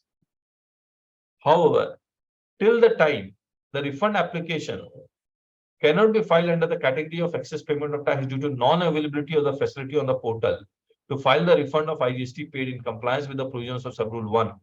Excess payment of tax, the applicant may file the refund application under the category any other on the portal. अब अगर इसको मैं summarise करूं तो बड़ा simple है। 1 साल के अंदर पैसा नहीं आया तो 1 साल के बाद immediately after the 1 year you have to pay IGST with interest, और उसके बाद आ गया तो IGST का आपको रिफंड मिलेगा on the basis of access payment of tax. अब कहानी ये है कि ये जब आप एक्सेस पेमेंट ऑफ टैक्स के लिए अप्लाई करेंगे तो आप उस डे में कैसे बाइफरकेट करेंगे कि ये जो इलेक्ट्रॉनिक क्रेडिट लेजर बैलेंस में जो पैसा पड़ा हुआ है वो इनपुट का है, इनपुट सर्विस का है या कैपिटल गुड्स का है? क्योंकि कैपिटल गुड्स का तो आईटीसी का आपको रिफंड नहीं मिलना। यही एक सवाल है जो आपको जवाब देना है। प्लीज बताइए, इसमें कुछ ऐड कोई करना चाहता तो कर लीजिए और फिर डिस्कस करते हैं। ये समझ में आ गया ना रिफंड का, ये क्या बोल रहे हैं? मान लो सर वो जो पेमेंट अगर नहीं आता एक साल में एक्सपोर्ट ऑफ सर्विसेज का, तो उसका जो पेमेंट करेंगे तो वो तो DRC 03 से ही पेमेंट करेंगे, या फिर क्रेडिट भी यूज कर सकते हैं 3B में रिवर्स करने के लिए। पेमेंट कैसे होगा ये बता दीजिए, 3B से करेंगे या DRC 03 से करेंगे? नहीं कर सकते साहब। सर उसमें मेरे हिसाब से जो भी है ना, अगर रिफंड मिला है तो कैश में मिला हुआ है तो आपको पेमेंट भी फिर वापस बाय वे ऑफ कैश ही करना पड़ेगा, क्रेडिट यूज नहीं कर सकते आप। ओके, ठीक बोल रहे हैं आप। और दूसरी चीज ये, अगर DRC 3 से फाइल करें तो रिकॉर्ड्स रहेगा, क्योंकि 3B में करेंगे आप तो लायबिलिटीज में बताएंगे कि रिवर्स करेंगे। नहीं, आप देखिए जब 3B में फाइल करते हैं, हमने आज सुबह में रिफंड की क्लास ले रहे थे, मान लिया आप 3B में फाइल करते हैं तो 3B में तो एक पोर्शन आ गया ना कि अगर पुराने पीरियड का अगर आप फाइल कर रहे हैं तो उसको आप अलग से आप शो कर सकते हैं। वो सर कर सकते, लेकिन उसमें वो कहाँ पता चलेगा, क्योंकि 1 में डिक्लेयर नहीं होगा, तो ये खाली 3B में होगा। हाँ, क्योंकि 1 में हमारा कोई एक्सपोर्ट वैसे तो है नहीं कि लायबिलिटीज दिखाएंगे। हाँ, 1 में आपने मतलब शुरू में दिखलाया होगा एक्सपोर्ट और सर्विस 100 करके, 3B में भी 100 कर दिया होगा। बाद में ये आपका 1 साल के अंदर पैसा नहीं आया, अब इस पे 100 करके आपको पेमेंट करना है। ये 9 जो पेमेंट करना है वो 3B से पेमेंट करना है या DRC 03 से पेमेंट करना, सवाल तो यही है ना। बेटर टू पे DRC 03, तो सेपरेट रिकॉर्ड्स मेंटेन रहेगा। अच्छा, हाँ, DRC 03 में लिख दें कि since the money has not been received within time limit prescribed in Rule 96A, therefore we are making payment of IGST and interest। हाँ, ताकि और अगर फिर उसमें रिफंड अप्लाई करना है फिर तो वो DRC 3 में जो पेमेंट किया हुआ है उसका रेफरेंस लेके एक्सेस पेमेंट में उसी का रिफंड ले लेंगे फिर। ठीक बात, ठीक बात, एग्रीड। और किसी को कोई और व्यू पॉइंट है तो बता दीजिए। सर मेरा एक प्रैक्टिकली डिफिकल्टी एक है सर, 1.5 टाइम्स वाला रेशियो जो है ना, हाँ, उसके हाँ, रिगार्डिंग क्या है सर? मैं एक्चुअली सूरत से हूँ। अच्छा, क्या नाम है? डायमंड बिजनेस जो है ना, हमारे जो भी क्लाइंट है। नाम क्या आपका? मेरा नाम सर तौशिफ हो रहा, बात काफी हो रहा है। हाँ, हाँ, तो सर इसमें इश्यू ये आ रहा है कि रफ में से जो पॉलिश डायमंड जो बनता है ना, हाँ, हाँ, तो वो मान लो 50,000 में भी बिकेगा, ₹1,00,000 में भी बिकेगा, 5 लाख में भी बिकेगा और 10 लाख में भी बिकेगा। और रिफंड की एप्लीकेशन कैसे है, पर्टिकुलर मंथ में जिस महीने में एक्सपोर्ट हुआ है उस महीने में। तो मेरी मैन्युफैक्चरिंग की प्रोसेस है 2 से 3 महीने की। उसके बाद GIA जो सर्टिफिकेशन ग्रेडिंग चार्जेस में जाता है, तो वहां पे 1 महीना और लग जाता है। अच्छा, उससे इश्यू क्या हुआ कि भाई कोई चीज मैंने खरीदी है तो लोकल में कोई सस्ती भी होगी और जो अच्छी वाली जो चीज होगी जो बना हुआ है तो एक मिनट तौसिफ जी, ये जो 1.5 टाइम्स है, ये ऐसे भी चैलेंज हुआ था मद्रास हाई कोर्ट में और उसको क्वैश कर दिया गया। तो अगर 1.5 टाइम्स के कारण अगर आपका रिफंड डिनाई होता है या कम होता है तो यू हैव टू फाइट और 1.5 टाइम्स को क्वैश करवाइए, वही एक उपाय है। क्योंकि ये तो कैसी चीज हो गई कि HSN कोड सेम है, मान लो कोई फंटी बेच रहा है और कोई मर्सिडीज बेच रहा है तो रेट कंपेयर कर रहे हैं। हाँ तौसिफ जी, मैं वही बोल रहा हूँ, आप चैलेंज कीजिए इसको। चलिए, और किसी मद्रास हाईकोर्ट का आप जो बोल रहे हो जजमेंट, वो नाम मिलेगा? क्यों नहीं मिलेगा? ये आप देखिए, हमारी वेबसाइट जरूर विजिट कीजिए, इसमें सब कुछ मिलेगा। हमने जजमेंट वही डाले हैं जो इम्पोर्टेंट है, सब कुछ नहीं डाला है। और इसमें जजमेंट हम लोग तभी अपलोड करते हैं जब मैं पढ़ चुका होता, नहीं तो मैं जजमेंट अपलोड नहीं करता हूँ। इसमें 150-200 जजमेंट है, एक जजमेंट मेरा पढ़ा हुआ है और उसमें नोटिंग भी की हुई है। तो ये रिफंड में जाइए, कौन सा कोड बताया था मैंने आपको? Tonbo imaging 18 number, Karnataka high court का जजमेंट है, सॉरी 16 फरवरी 2023, अभी लेटेस्ट ही है एक तरह से। रिफंड के बहुत सारे जजमेंट्स हैं।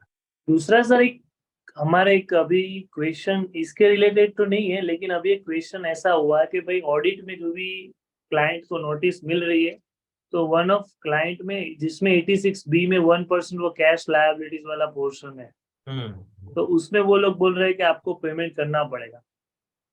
अच्छा, तो सोच के देखिए, नहीं करते तो क्या होगा? वो लोग बोल रहे हैं कि आपके पास DRC 03 फाइल करना पड़ेगा, नहीं क्योंकि नहीं, आपने रूल्स फॉलो नहीं किया हुआ है। नहीं नहीं, उसको कुछ कहने से थोड़ी होता है। चलिए, तो सर डिस्कस करो इसके बारे में। तो करते हैं। Clarification on issue pertaining to e invoice. अब इसमें ई इनवॉइस में ये लिख दिया कि जो गवर्नमेंट है जो सिर्फ TDS के लिए रजिस्ट्रेशन करवाया हुआ है, is it a registered person? और अगर आप गवर्नमेंट को सप्लाई करते हैं तो क्या ई इनवॉइस कंपलसरी है? उन्होंने कह दिया yes, compulsory. Clarification regarding taxability of services provided by an office of an organization in one state to the office of that organization in another state, both being distinct person। मैं example ले रहा हूँ। मान लीजिए मैं दिल्ली में मेरा एक ऑफिस है, और मान लीजिए मैं लाइफ इंश्योरेंस कॉर्पोरेशन हूँ, पूरे इंडिया में मेरा ऑफिस है। तो जो हेड ऑफिस है, they are definitely providing few services to all other services which are located in India। तो ऐसे केसेस में इसको हम लोग क्रॉस चार्ज बोलते हैं। ये क्रॉस चार्ज का वैल्यूएशन कैसे होगा? तो अगर आप सेक्शन 15 और उसके रूल्स देखेंगे तो बोले वैल्यूएशन कैसे होगा? Fair market value. Fair market value नहीं है तो उसमें एक रूल और ये भी है, कॉस्ट प्लस 110%, मतलब कॉस्ट का 110% वैल्यूएशन हो जाएगा। अब ये जो कॉस्ट निकालना है उसमें क्या एम्प्लॉय का कॉस्ट भी इंक्लूड होगा या नहीं होगा? तो बहुत सारे एडवांस रूलिंग और इसमें ये कह दिया कि एम्प्लॉय का कॉस्ट भी उसमें ऐड होगा, तब जाके 110% निकलेगा। ये सर्कुलर ये कह रहा है कि एम्प्लॉय का कॉस्ट आप ऐड करें या ना करें कोई फर्क नहीं पड़ता, ऐड होगा ही नहीं। अब देखिए, let us consider a business entity which has head office located in state 1 and a branch office is located in other states. The head office procures some input services, example security services for the entire organization from a security agency.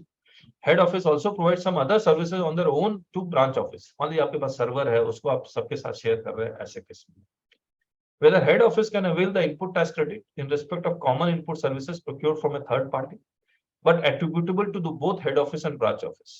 तो आपने security services ली, सिर्फ अपने लिए नहीं सबके लिए ली, तो क्या आप 100% क्रेडिट अवेल कर पाएंगे? ना, आपको क्रेडिट डिस्ट्रीब्यूट करना पड़ेगा। ISD का मैकेनिज्म से डिस्ट्रीब्यूट नहीं होगा, क्योंकि मान लीजिए इंटरनल है तो क्रॉस चार्ज करना। क्रॉस चार्ज का मतलब उस हेड ऑफिस को हर एक ब्रांच ऑफिस को एक इनवॉइस जनरेट करना पड़ेगा, और exclusively to one or more branch office issue tax invoices under section 31 to the said branch office for the said input services, and the BO can then avail the ITC for the same, or whether it is mandatory for head office to follow the ISD route mechanism for distribution of ITC in respect of common input services procured by them from a third party but attributable to both head office or exclusive।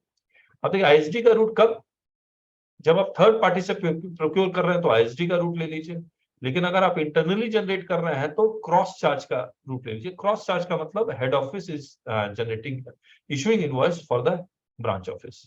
It is clarified that in respect of common input services procured by the head office from a third party but attributable to both head office and branch office, or exclusively to one or more branch office, head office has an option to distribute ITC in respect of such common input services by following ISD or cross charge।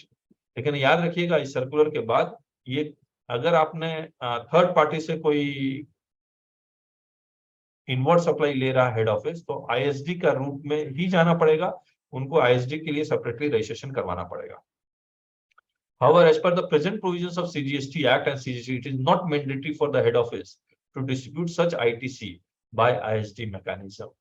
Head office can also issue tax invoice to the concerned branch office in respect of the common input services procured from a third party by head office but attributable to the said branch office, and the branch office can then avail ITC on the same subject to the provisions of 16 and 17।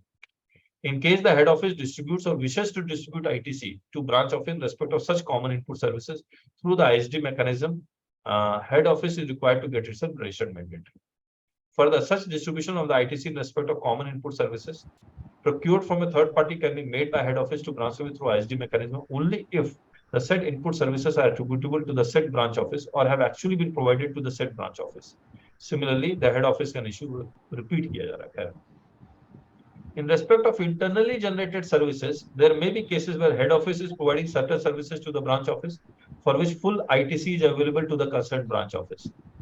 अब देखिए एक rule है proviso, second proviso to rule 28। मान लीजिए branch office head office को invoice raise करता है and the branch office is eligible to claim the full ITC.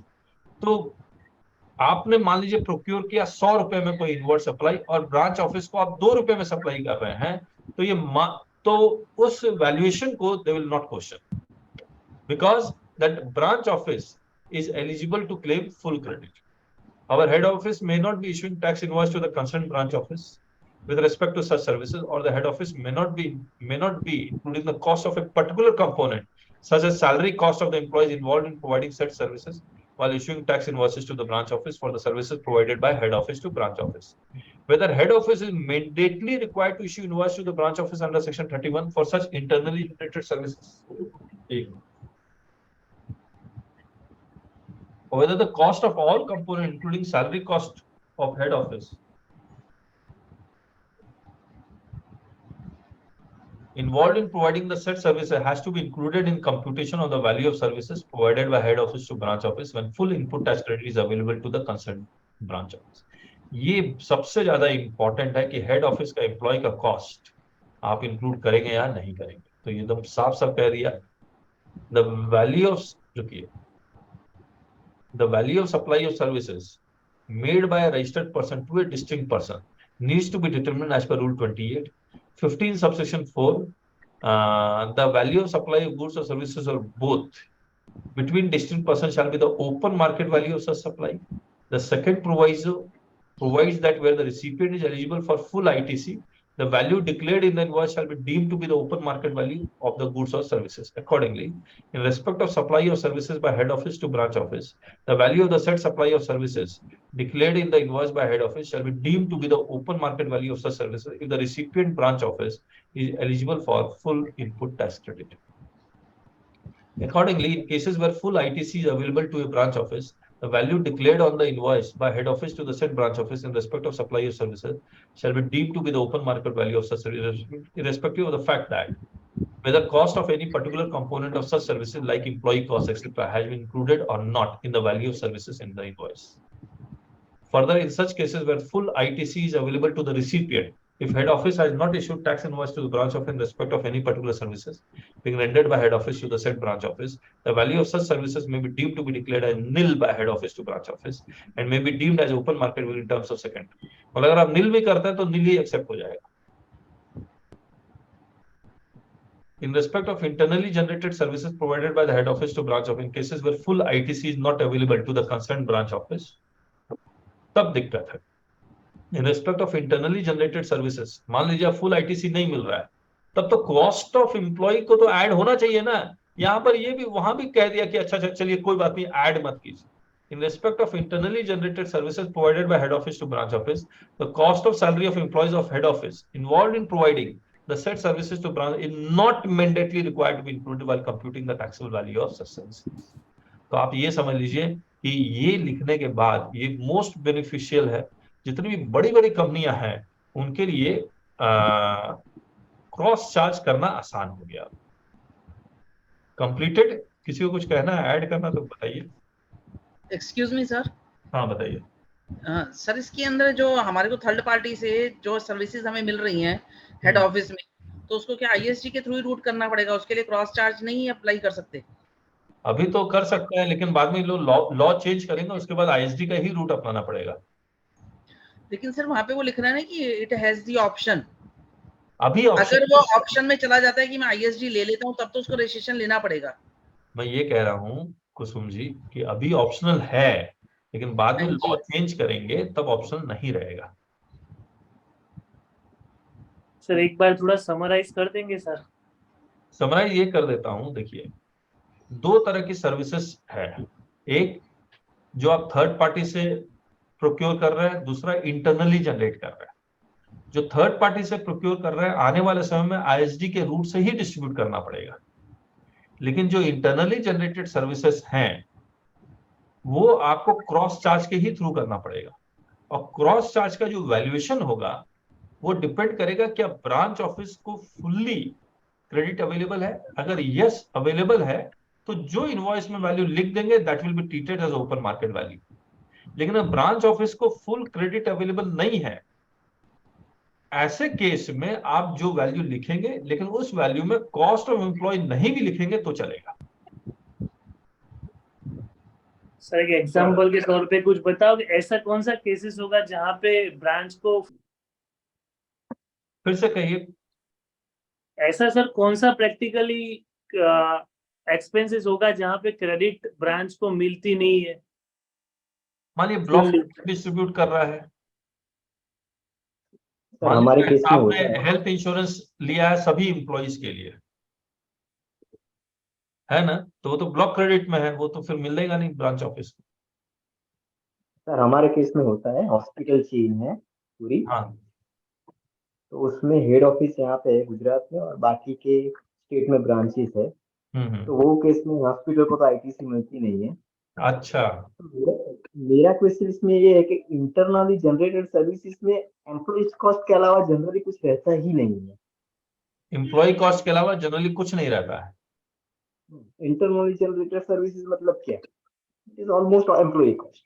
Almost employee cost नहीं, फिर आवाज नहीं आई ठीक से, फिर से बोलिए जितेंद्र जी। एम्प्लॉय की सैलरी ही होती है सर उसमें जनरली। अच्छा, और ओके, मान लीजिए इंटरनल ऑडिट है, इंटरनल ऑडिट अगर हो रहा है, एक हेड ऑफिस में इंटरनल ऑडिटर अपॉइंट किया सभी के लिए, थर्ड पार्टी हो गया ऑडिटर। नहीं, इंटरनल ऑडिट एम्प्लॉइज है, यस, हाँ ठीक है, इसके मेजर कॉस्ट एम्प्लॉय का ही रहेगा, ठीक बोल रहे हैं आप, मेजर कॉस्ट एम्प्लॉय का रहेगा। हमारे केस में क्या होता है, ये हम क्रॉस चार्ज करते हैं तो 34 लाख होता है पर ईयर का कॉस्ट। अच्छा अच्छा, टैक्स का, जीएसटी का खाली, ओके, ऐसे ही कॉस्ट हो जाता है क्रॉस चार्ज में।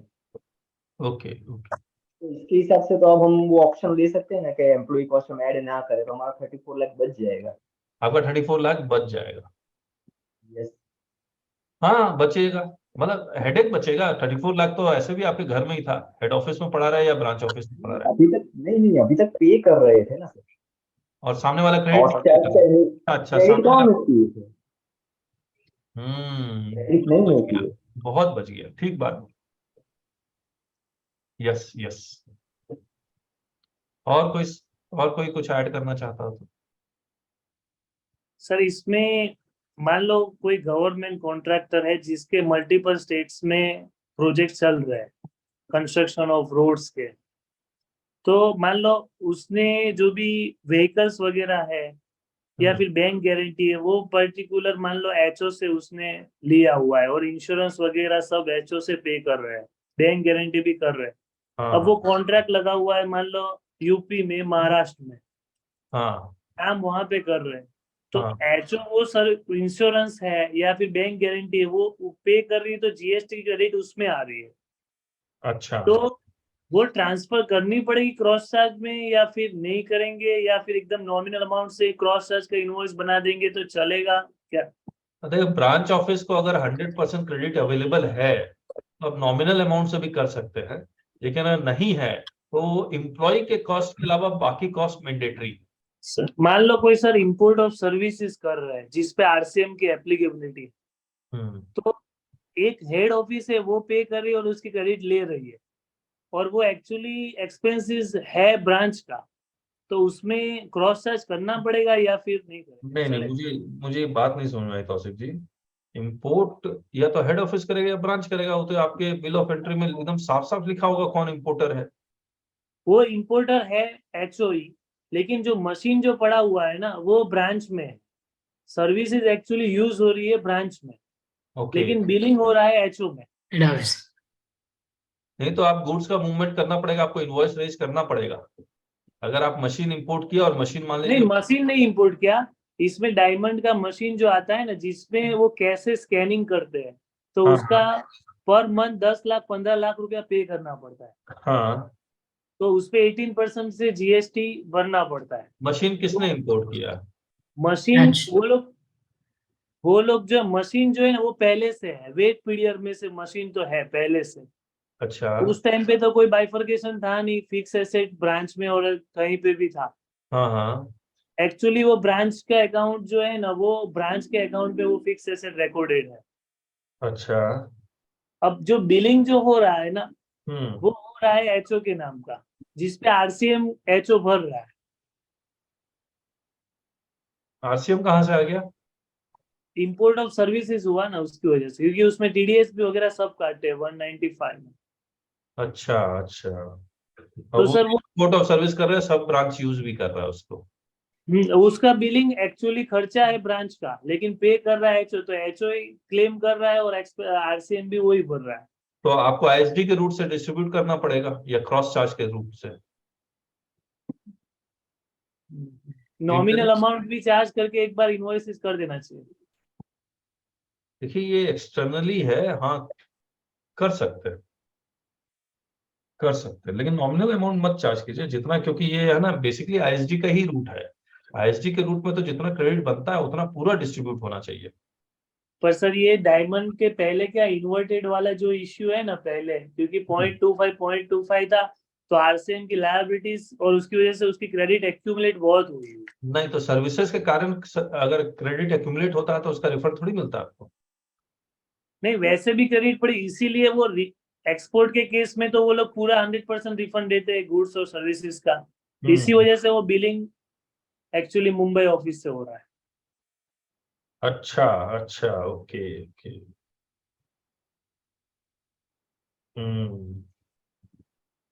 चलिए। टेक्निकल है थोड़ा। पूछना पड़ेगा। और किसी को कुछ कहना हो? वीडियो ऑन कीजिए ना आप लोग सब अपना, जो भी नए हैं उनसे बात करते हैं, हम लोग कंक्लूड करेंगे। वीडियो ऑन कीजिए एक बार, और बाकी लोग प्लीज वीडियो ऑन करें एक बार, जो भी नए हैं जिनको मैं पहली बार। बुद्धा साहब बनर्जी, सचिन गोयल, गिरीश गाड़िया, हसनैन, कौशिक जी, किशोर शाह, कुसुम, प्लीज एक बार वीडियो ऑन कर ले, एक लोग आप लोग से बात हो जाए। हाँ सुरेश जी, मिले हम लोग कभी आपसे? हेलो, हाँ नमस्कार सर। अच्छा, राजस्थान ना? हाँ, पिछली बार भी मिले थे आप। हाँ। और वैसे भी बात हुई है। एक वो आप रिप्लेसमेंट वाले पे पूछ रहे थे कुछ। हाँ हाँ। तो मेरे थोड़ा ध्यान में था, मैं बता देता हूँ। ट्रैक्टर हाँ। एजेंसी जो बिजनेस है, कौन सा? उसमें ट्रैक्टर रिप्लेसमेंट, एजेंसी? हाँ उसमें रिप्लेसमेंट जो होते हैं वो ये होते हैं कि जैसे कस्टमर को ट्रैक्टर दिया है तो उसकी 2 साल की पार्ट्स की वारंटी रहती है। उसमें से कोई अगर खराब हो गया है तो वो क्या करते हैं, जो रिप्लेसमेंट करके जो पार्ट देते हैं कस्टमर को, हाँ। उसका उनका एक, जो ट्रैक्टर एजेंसी है उनका खुद का एक पोर्टल होता है, सीडीएमएस पोर्टल। उस पर पहले वारंटी का एक एप्लीकेशन डालते हैं। हाँ, उसका हाँ। उनकी जो कंपनी का मैनेजर है वो अप्रूवल देता है कि ये हो जाएगा या नहीं होगा, होगा तो कितने रुपए में होगा। ओके। उसका एक इनवॉइस वहां से जनरेट होता है सीडीएमएस पोर्टल से। हाँ। और बाद में वो पार्ट जो कस्टमर को देते हैं वो, हाँ हाँ। उस पार्ट की बिलिंग करते हैं वो उस एजेंसी के नाम, मैन्युफैक्चरर जो जिससे पार्ट आया था उनके पास स्टॉक में पड़ा होता है पार्ट्स, नया फ्रेश पार्ट अच्छा। जो रिप्लेसमेंट करके देते हैं, उसकी बिलिंग वो कर देते हैं उनके नाम, मैन्युफैक्चरर के नाम। ठीक है। और फिर वो उससे अपने सीडीएमएस पोर्टल से वो प्रिंट निकालते हैं और साथ में अपना जो जीएसटी का इनवॉइस अपन से लेते हैं वो उसका प्रिंट निकाल के अटैच करके उसको सेंड कर देते हैं मैन्युफैक्चरर के पास। और वो उनके जो स्टेटमेंट होता है उसमें उस अमाउंट को क्रेडिट कर लेता है। तो उसमें जीएसटी, इनवॉइस में जीएसटी तो जीरो होना चाहिए। हाँ, जीरो नहीं लगे, वो जीएसटी लेते हैं सर, चार्ज करते हैं 18%। अच्छा। जो भी रेट होता है उस पे चार्ज करते हैं। इतने प्रीवियस में इतने दिन से करते आ रहे हैं, यानी हमेशा से। लेकिन लगना नहीं चाहिए एज पर दिस सर्कुलर। हाँ, एज पर दिस सर्कुलर नहीं लगना चाहिए। अभी नए में जब आगे से होगा तो नहीं लगना चाहिए मेरे हिसाब से। अच्छा ठीक है। ये बात है। Thank you okay Suresh. Sir. Rajesh Kumar ji, unmute करिए राजेश जी। राजेश जी अनम्यूट कर लीजिए एक बार। जी सर। हाँ बताइए अपने बारे में। एडवोकेट है आप? प्रैक्टिशनर। टैक्स प्रैक्टिशनर है। ओके। यस। कैसा रहा आज का सेशन? बहुत बढ़िया रहा सर। कहाँ से आप? मुंबई। अच्छा, कुछ ऐड करना चाहेंगे? नहीं sir, everything is okay. Okay, thank you. और बाकी और कोई? सचिन गोयल, गिरीश गाड़िया, हसनैन, किशोर शाह, कुसुम, मोइन कुरैशी, निशिका बालचंदानी, अनिल के रावल, प्लीज ऑन कीजिए, नहीं तो फिर हम लोग कंक्लूड करें। और आप लोग हमारी ये जो जॉइन प्रीमियम का क्लब है उसको जरूर से ज्वाइन कीजिए। आप अगर आपके पास जीएसटी के नोटिसेस आते हैं, उसका अगर आपको वाकई में एक ट्रू एडवाइस चाहिए, और मैं अकेला नहीं दूंगा, ये सारे लोग मिल के जूम में, जिस तरह से अभी जूम में आया है, मॉर्निंग 7 o'clock जूम में आते हैं और हर कोई अपना अपना व्यू पॉइंट रखता है आपके नोटिसेस के ऊपर, और उसके बेसिस पे, और सारे चार्टर्ड अकाउंटेंट, लॉयर और अच्छा खासा एक्सपीरियंस सबका इस तरह से है। तो ज्वाइन जरूर कीजिए अगर आप जीएसटी लिटिगेशन में हैं, जीएसटी के नोटिसेस को आप हैंडल करना चाहते हैं, क्या जवाब होना चाहिए, क्या लीगल ग्राउंड होना चाहिए, वो सब हम लोग यहाँ पर बताते हैं। किताबें तो हैं, जीएसटी बुक्स, कोर्सेज बहुत डिटेल में है हमारी। हम लोग वाकई आपको जीएसटी सिखला देंगे, टाइम पास नहीं करेंगे आपके साथ। नहीं तो बहुत लोग हैं जो अंग्रेजी से हिंदी अनुवाद करता है, हम लोग अंग्रेजी से हिंदी अनुवाद नहीं करते। Thank you sir. और कोई लास्ट कॉल कोई आना चाहता है तो आ जाइए प्लीज, ताकि बाद में याद रहे आपका कॉल उड़ा जाएगा। चलिए फिर मिलते हैं आप लोग से। So thank you so much, thank you.